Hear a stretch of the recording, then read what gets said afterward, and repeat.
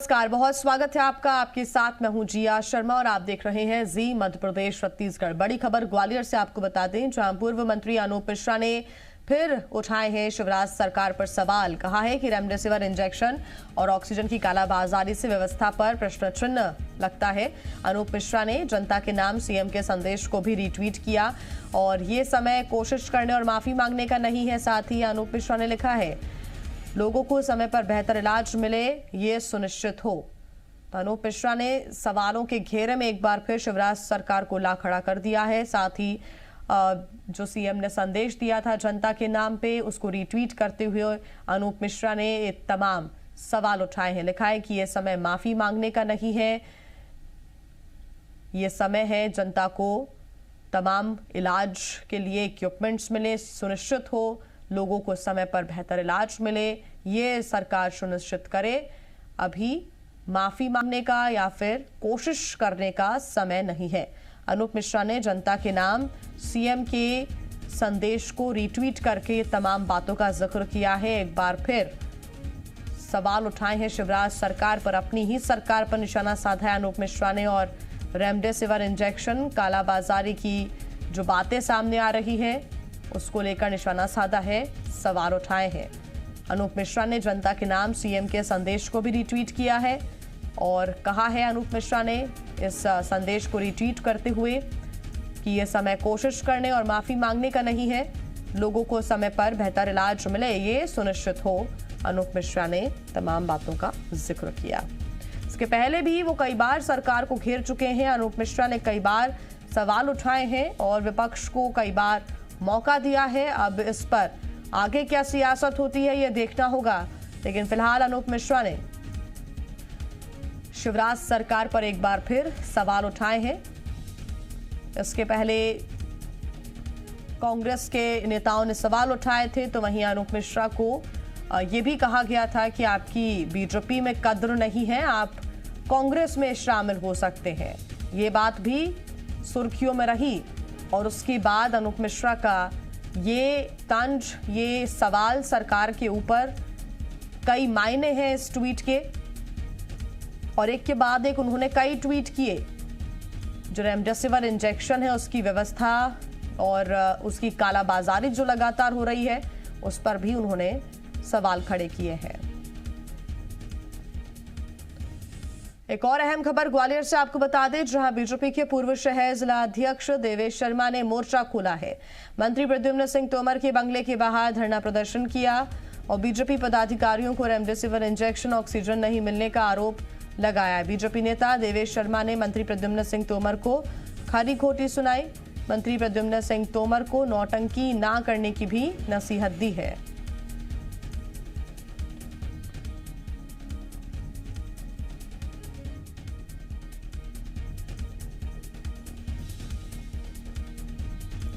और ज्यादा जानकारी के साथ जी मीडिया संवाददाता शैलेंद्र हमारे साथ जुड़ गए हैं। शैलेंद्र, बीजेपी के पूर्व जिला अध्यक्ष ने ही मोर्चा खोल दिया है और मंत्री प्रद्युम्न सिंह तोमर के बंगले के बाहर उन्होंने अपना डेरा जमा लिया है।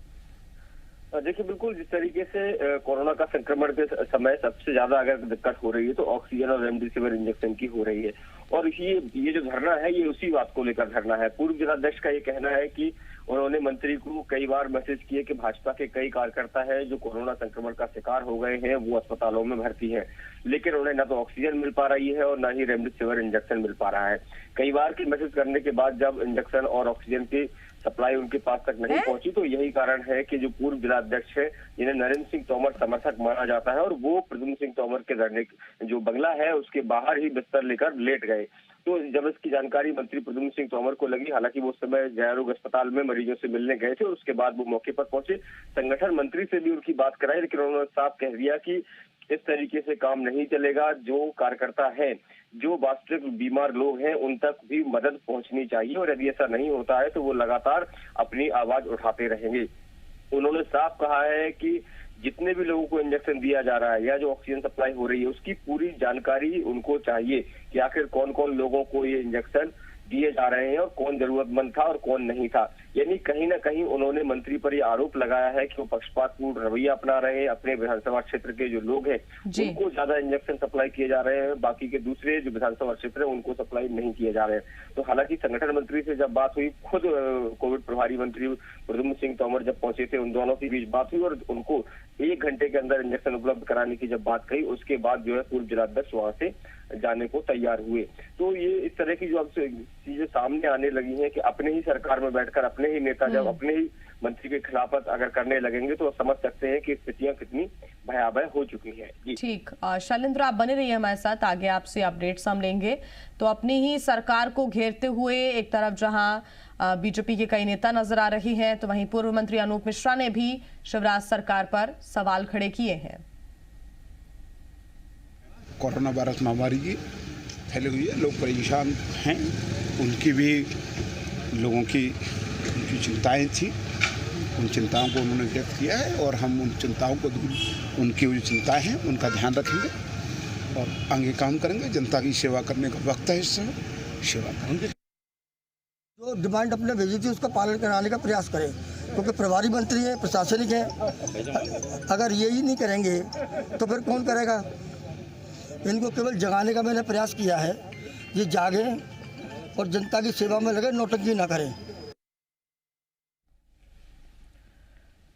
और जी मीडिया संवाददाता शैलेंद्र हमारे साथ लगातार जुड़े हुए हैं। शैलेंद्र, इस पर सफाई तो दे दी गई प्रद्युम्न सिंह तोमर की तरफ से, देवेश शर्मा ने भी कई आरोप लगाए, लेकिन दूसरी तरफ पूर्व मंत्री अनूप मिश्रा ने भी कई सवाल उठाए हैं और सीएम के संदेश को रीट्वीट करते हुए लिखा है कि ये समय अभी माफी मांगने का या फिर सिर्फ कोशिश करने का नहीं है, सुनिश्चित किया जाए कि जल्द से जल्द इलाज संभव हो। सरकार को ही घेरने की कोशिश अब उनके ही पूर्व मंत्री या फिर नेता कर रहे हैं। बिल्कुल ठीक कहा आपने कि जिस तरीके से अनूप मिश्रा जो है वो बड़े नेता माने जाते हैं और शिवराज सरकार में 2 बार मंत्री भी रहे और मध्य प्रदेश में चिकित्सा शिक्षा मंत्री के तौर पर भी उन्होंने काम संभाला है। और ऐसे में जब कोरोना संक्रमण का समय चल रहा है तो उसको लेकर उन्होंने अपनी ही सरकार को घेरने का काम किया है। पहला ट्वीट जो उन्होंने किया है उसमें उन्होंने कहा है कि ऑक्सीजन और रेमडेसिविर की पर्याप्त मात्रा में सप्लाई नहीं हो पा रही है, जिससे कहीं ना कहीं मरीज जो है वो परेशान हो रहे हैं। और दूसरी तरफ उन्होंने इशारा ये भी किया कि कहीं ना कहीं जो कालाबाजारी है वो भी लगातार हो रही है। जो पैसे वाले लोग हैं या जो पहुंच वाले लोग हैं उनको तो आसानी से इंजेक्शन और ऑक्सीजन मिल पा रहा है, लेकिन जो सामान्य मरीज है उनको ऑक्सीजन और रेमडेसिविर इंजेक्शन समय पर नहीं मिल पा रहा है, जिसके चलते वो दम भी तोड़ रहे हैं।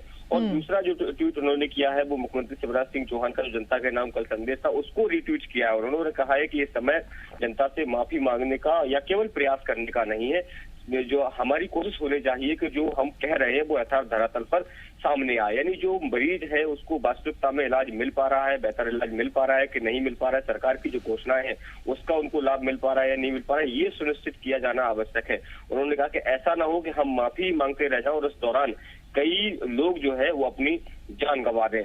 तो कहीं ना कहीं बड़ा आरोप जो है पूर्व मंत्री अनूप मिश्रा ने लगाया है और अपनी सरकार को घेरने का काम किया है। यह कोई पहला मौका नहीं है जब पूर्व मंत्री ने अपनी सरकार को कटघरे में खड़ा किया। उसके पहले भी तमाम इस तरह के घटनाक्रम सामने आ चुके हैं कि वो अपनी ही सरकार के फैसलों के खिलाफ जो है लगातार बयान भी दिए और कई बार उन्होंने धरने भी दिए हैं।